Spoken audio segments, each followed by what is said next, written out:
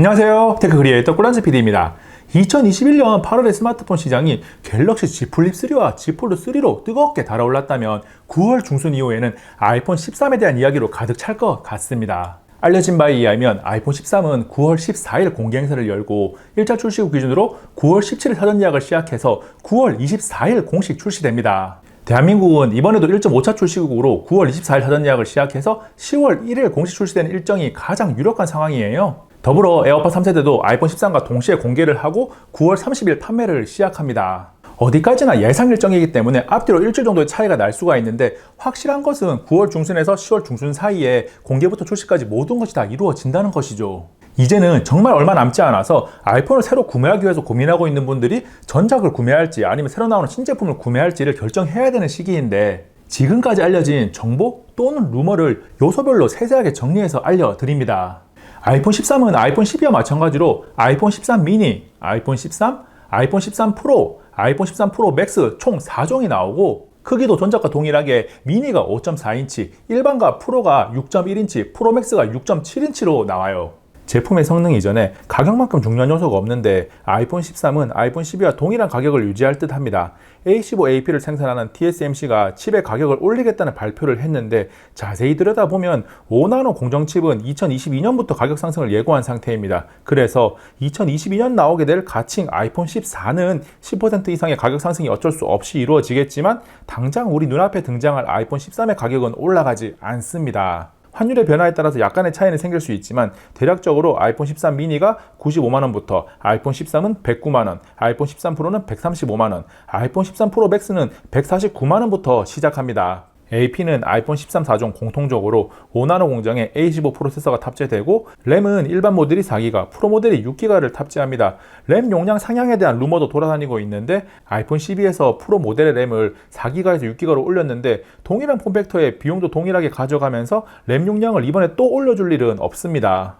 아이폰 13은 디스플레이와 카메라가 눈에 띄는 변화를 줄 것으로 예상되고 있는데 디스플레이는 120Hz 고주사율 지원과 Always On 디스플레이 AOD의 지원 여부가 핵심입니다. 아이폰 13과 13 미니는 아이폰 12와 동일하게 OLED인 슈퍼 레티나 XDR 디스플레이를 탑재해서 60Hz를 지원하고 아이폰 13 프로와 프로 맥스 역시 OLED인 점은 똑같은데 120Hz를 지원합니다. 디스플레이 이름을 어떻게 정할지는 모르겠네요. Always On 디스플레이 AOD 역시 프로 모델에만 적용되는데 프로 모델이 배터리 사용 효율이 좋은 LTPO 디스플레이를 사용하는 것도 영향을 줬을 겁니다. 아이폰 디스플레이 이야기를 하면 노치 디자인을 빼놓을 수 없는데 아이폰 13에서도 큰 변화 없이 크기는 조금 줄어들 수 있다는 의견이 지배적입니다.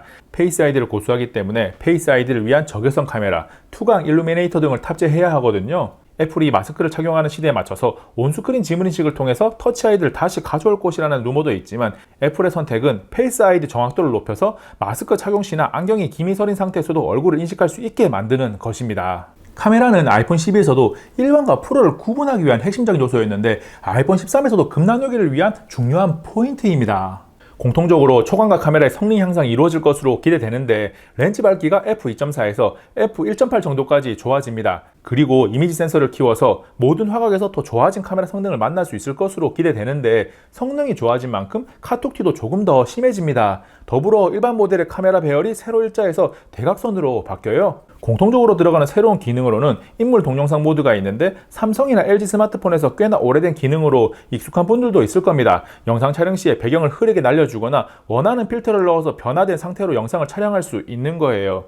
그리고 아이폰 12에서 프로 맥스에만 들어가서 좋은 평가를 받았던 센서 시프트 기능이 아이폰 13에서는 전 모델에 공통적으로 들어갑니다. 카메라에서 일반 모델과 프로 모델을 구분하는 요소는 프로 모델에만 적용되는 라이다 스캐너, 망원 렌즈, 프로레스 촬영 모드 등이 있습니다. 아이폰 12에서도 그랬지만 카메라를 중요시한다면 일반 모델이 아닌 프로 모델로 가야 하는 거죠. 아이폰 13의 배터리는 아이폰 12 대비해서 제법 늘어나는데 아이폰 13 미니가 2406mAh, 아이폰 13과 13 프로가 3095mAh, 아이폰 13 프로 맥스가 4325mAh입니다. 여기서 동일한 용량의 배터리지만 120Hz와 AOD를 지원하는 아이폰 13 프로가 디스플레이 전력 효율 향상을 통해서 아이폰 13 대비해서 사용 시간을 얼마나 비슷하게 가져갈 수 있느냐가 눈여겨볼 포인트입니다. 배터리 용량이 늘어나면서 충전 속도가 기존 20W에서 25W로 늘어날 것으로 예상되는데 충전 단자는 기존과 동일하게 라이트닝입니다. 라이트닝 포트는 MFI 프로그램을 통해서 XR이 관리가 용이하고 USB-C 포트로 바꿨을 때 애플이 얻는 이득이 딱히 없기 때문에 그대로 갈 거예요. 충전 보드 자체를 완전히 빼버리고 무선 충전만 가능하다는 루머도 있지만 맥세이프를 이용한 충전 시 15W가 최대이기도 하고 충전으로 인한 잦은 발열 등 해결해야 될 문제들이 있기 때문에 충전 포트는 여전히 존재합니다. 아이폰 13의 색상은 여러가지 이야기가 있는데 일반 모델의 메인 색상으로 예상되고 있는 오렌지가 가장 관심을 받고 있습니다. 대한민국에서는 감귤 에디션으로 불릴 것 같기도 해요. 그리고 톤 다운된 핑크 색상이나 핫핑크 색상, 갤럭시의 미스틱 브론즈 느낌 나는 로즈골드 루머도 흘러나오고 있습니다. 저는 감귤 에디션이 정말 나온다면 기대 이상으로 멋지지 않을까라는 지극히 개인적인 생각을 하고 있어요.